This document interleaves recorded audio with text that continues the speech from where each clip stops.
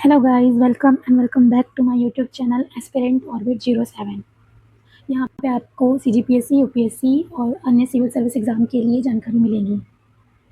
अभी हम छत्तीसगढ़ भूगोल का एल एन वर्मा जो बुक है उसको कवर कर रहे हैं, तो इसी में हम आगे बढ़ेंगे और आगे के चैप्टर को देखेंगे। हमने इस बुक का 2 चैप्टर पहले ही कंप्लीट कर लिया है। आज हम तीसरा चैप्टर कंप्लीट कर रहे हैं। तो तीसरे चैप्टर का ये चौथा वीडियो है। 3 वीडियो इस पे आ चुकी है पहले ही। हमने 3 वीडियो में क्या-क्या कवर कर लिया है, हमने पहले वीडियो में कवर किया है महानदी का मैदान, फिर हमने कवर किया है जशपुर कुश्मी पाट प्रदेश, फिर हमने किया है बघेलखंड का पूर्वी भाग और फिर आज हम कवर करेंगे इसमें दंडकारण्य क्षेत्रों को। ठीक है, तो दंडकारण्य क्षेत्र कौन सा है? दंडकारण्य क्षेत्र जो है हमारा छत्तीसगढ़ का जो दक्षिणी हिस्सा है ना, ये वाला, ये अगर पूरा छत्तीसगढ़ है तो उसका दक्षिणी हिस्सा जो है ये हमारा बघेलखंड का क्षेत्र कहलाता है। ठीक है, और ये 4 उपविभागों में बटा हुआ है। कौन कौन से उपविभाग है? कोटरी महानदी का मैदान जिसे कांकेर बेसिन कहा जाता है। इसके बाद दूसरा आता है अबुझमाड़ की पहाड़ियाँ, फिर आता है उत्तर पूर्वी पठार, उसके बाद आता है चौथे में दक्षिण का पठार, उसके बाद आता है गोदावरी जबरी का मैदान। तो इसे हम एक एक करके समझेंगे। तो यहाँ पे सबसे पहले हम दंडकारण्य प्रदेश के बारे में सामान्य जानकारी देख लेते हैं। ठीक है, तो जो दंडकारण्य प्रदेश है इसके अंतर्गत सुकमा, नारायणपुर, कोंडागांव, बीजापुर, बस्तर, दंतेवाड़ा, कांकेर जिले तथा राजनांदगांव का मोहला, जो कि अब एक अलग से जिला बन चुका है, मोहला मानपुर, अम्बागढ़ चौकी, वो वाले जो क्षेत्र हैं वो आते हैं और ये प्रदेश का दक्षिणी भाग है। ठीक है, और इसमें बताया गया है कि इसका उत्तर से दक्षिण की ओर इसकी जो कुल लंबाई है वो 270 किलोमीटर है, जबकि पूर्व से पश्चिम की कुल जो चौड़ाई है वो कितना है? 188 किलोमीटर चौड़ा है और इसका कुल क्षेत्रफल कितना है? 39114, मतलब 39,114 किलोमीटर में वर्ग किलोमीटर में ये फैला हुआ है। और अगर प्रतिशत बोलेंगे तो लगभग ये जो है वो 28% भूभाग कवर करता है छत्तीसगढ़ का। ठीक है, फिर इसमें आगे बताया गया है कि इस प्रदेश के उत्तर में महानदी के मैदान, अगर ये दंडकारण्य क्षेत्र है तो उसके उत्तर में महानदी का मैदान है। ठीक है, और दक्षिण भाग में गोदावरी घाटी तथा पूर्व में जो है वो क्या है? पूर्व में उड़ीसा का कोरापुट पठार और शबरी नदी घाटी है और इसके पश्चिम में वेनगंगा और गोदावरी नदी की घाटी है। ठीक है, मतलब ये चारों जो है वो इसकी सीमा बनाती है। ठीक, और मध्यवर्ती भाग में पूर्व से पश्चिम दिशा की ओर इंद्रावती नदी बहती है। ये मध्यवर्ती भाग है ना, इसके पूर्व से पश्चिम दिशा की ओर इंद्रावती नदी बहती है। ठीक है, और जाके गोदावरी में मिल जाती है। इस प्रदेश के उपविभाग हमने देखा है कौन कौन सा?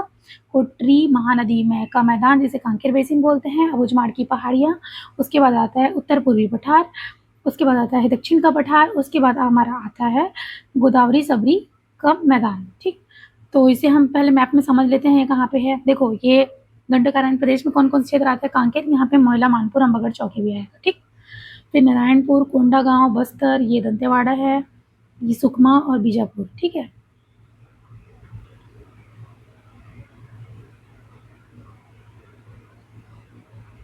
ये मोहला, मानपुर, अम्बागढ़ चौकी, ये वाला क्षेत्र आ जाएगा। ठीक, और अगर हम इसके उपविभाग की बात करें तो कहाँ-कहाँ पे? ये कांकेर बेसिन है, फिर उत्तर पूर्वी का पठार आ जाएगा, फिर दक्षिण का पठार आ जाएगा, फिर अबुझमाड़ की पहाड़ी आ जाएगी।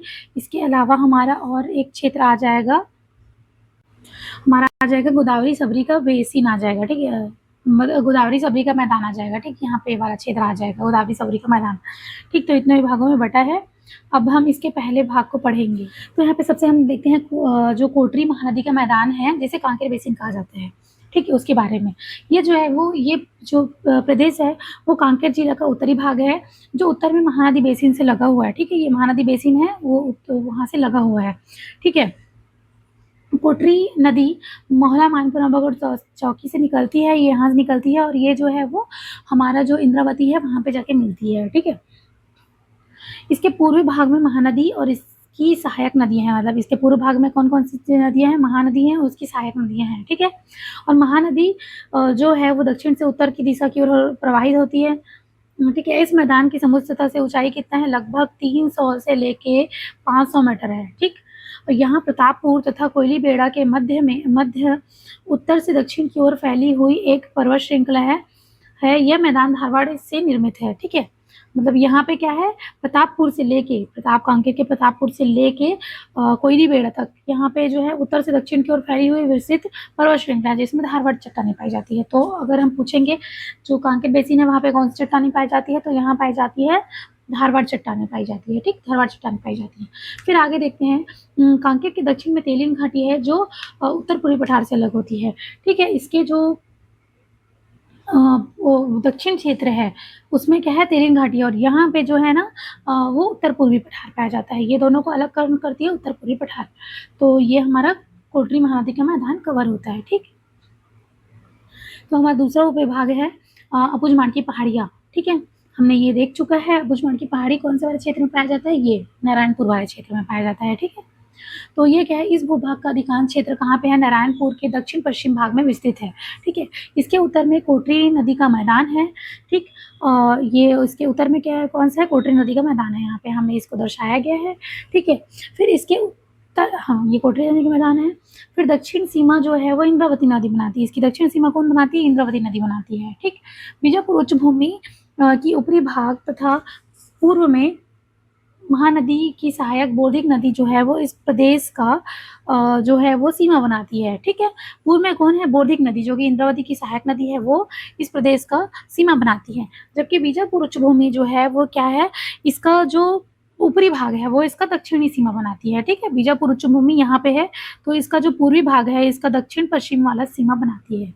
ठीक, इस पहाड़ी का विस्तार नारायणपुर के परलकोट से दक्षिण की ओर लगभग 100 किलोमीटर तक फैली हुई है। ठीक है, मतलब नारायणपुर के परलकोट की से अगर बात करें, ठीक है, नारायणपुर के परलकोट से दक्षिण की ओर ये कितना है, 100 किलोमीटर फैली हुई है। और दक्षिण में कौन है, बीजापुर उच्च भूमि है। ठीक है, बीजापुर उच्च भूमि है। फिर पूर्व से पश्चिम की ओर इसकी चौड़ाई बोलेंगे तो नारायणपुर के पश्चिम भाग, नारायणपुर के जो पश्चिम भाग है वहां से लेके ये छोटे डोंगर तक फैली हुई है। ठीक, छोटे डोंगर तक ये जो है वो कितना, 60 किलोमीटर तक फैली हुई है। ठीक है, और यह पहाड़ी जो है वो ग्रेनाइट और नाइस चट्टान, मतलब जिसको नीज भी बोलते हैं, नीच चट्टानों से निर्मित है। ठीक,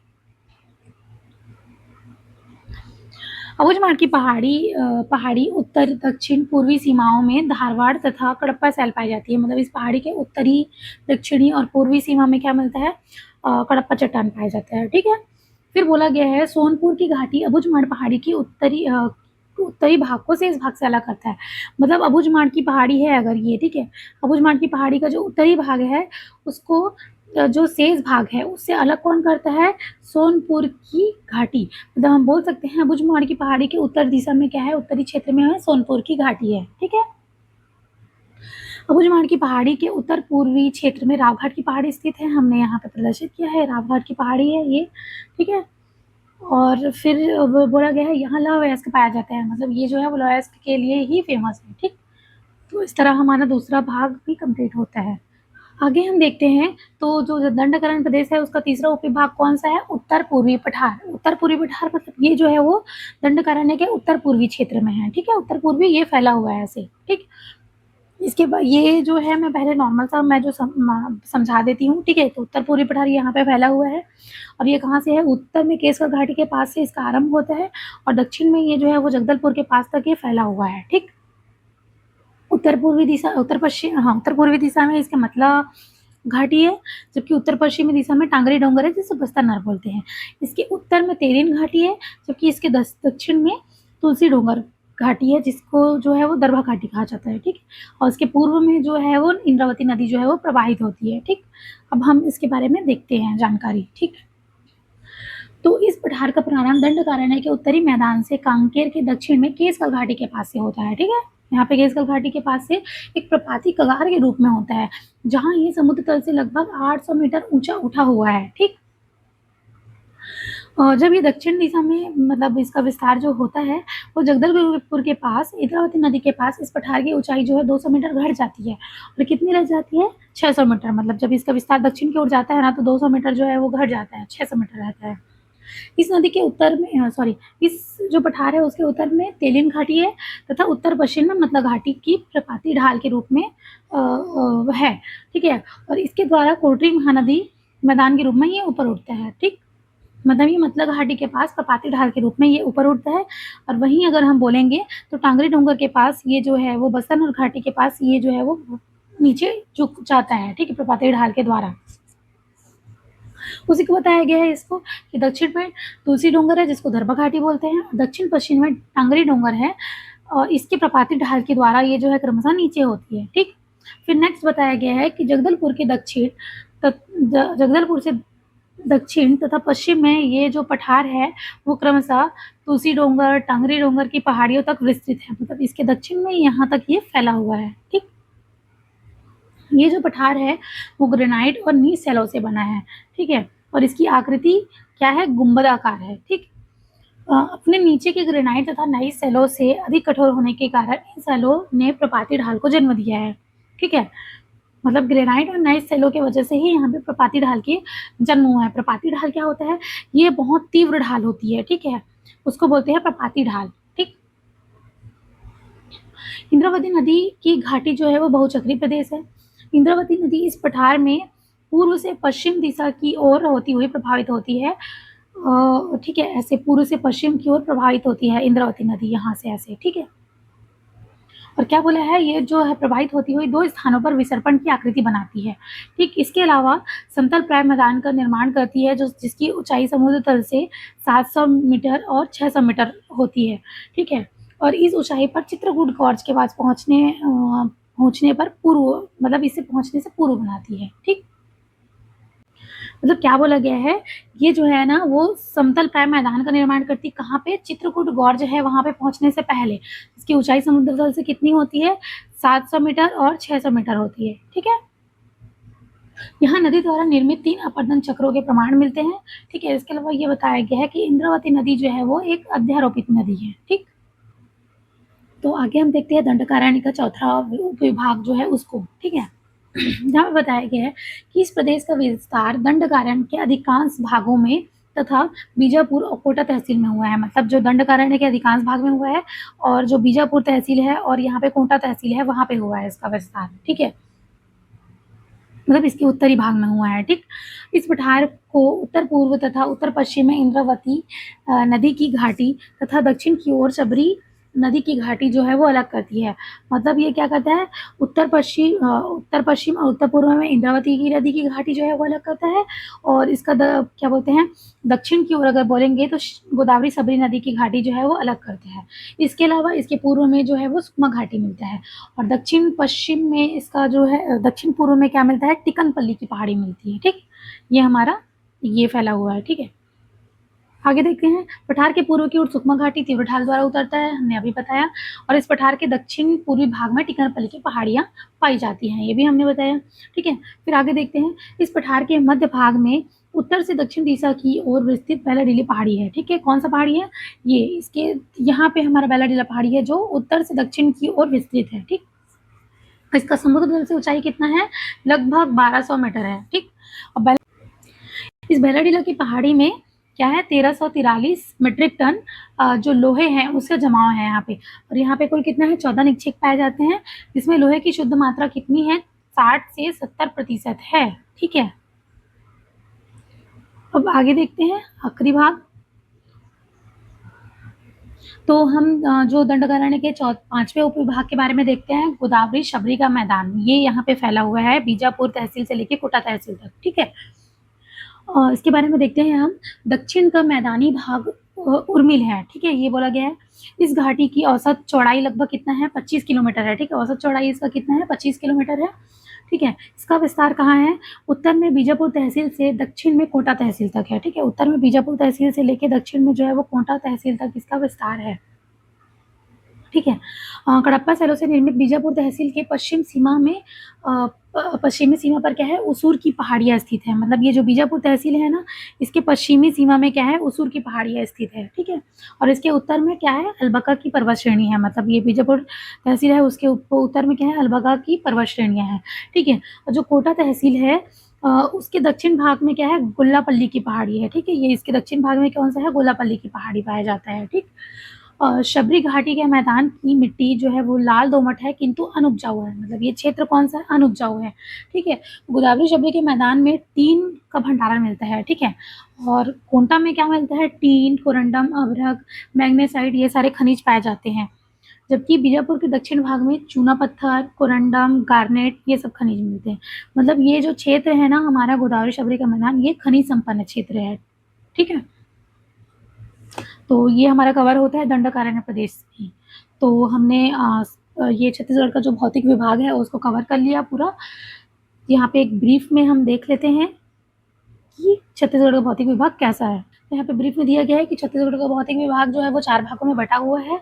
पूर्वी बघेलखंड का पठार है, उसके बाद है जशपुर कुश्मी पाट प्रदेश है, उसके बाद है छत्तीसगढ़ का मैदान, जिसको महानदी के मैदान भी बोलते हैं, और फिर है दंडकारण्य प्रदेश। इसका एरिया कितना है, जो पूर्वी बघेलखंड का पठार है उसका है 20,700 वर्ग किलोमीटर, और अगर परसेंट वाइज बोलेंगे तो 15.31% भूभाग जो है ये छत्तीसगढ़ का कवर करता है। दूसरा है जसपुर कुश्मी पाट प्रदेश, जो कि 6,205.9 वर्ग किलोमीटर में फैला हुआ है, और कुल भूभाग का छत्तीसगढ़ के लगभग 4.59% है। फिर आते हैं महानदी का मैदान, ये है कितना है 68,064 वर्ग किलोमीटर में फैला हुआ है, और अगर कुल भूभाग की बात करें तो 50.33% भूभाग में ये फैला हुआ है, ठीक।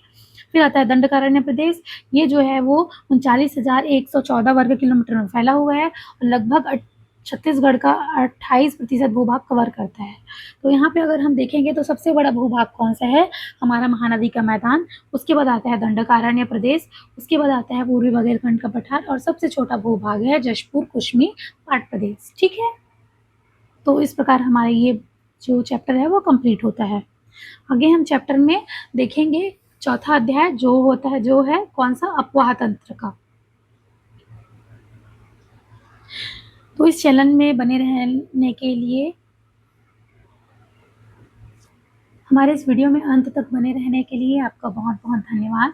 इसी तरह के और नॉलेजफुल वीडियोस के लिए आप चैनल को सब्सक्राइब ज़रूर कीजिए, और साथ ही बेल आइकन को प्रेस कीजिए, और अपने दोस्तों में इसे शेयर भी कीजिए। Thank you.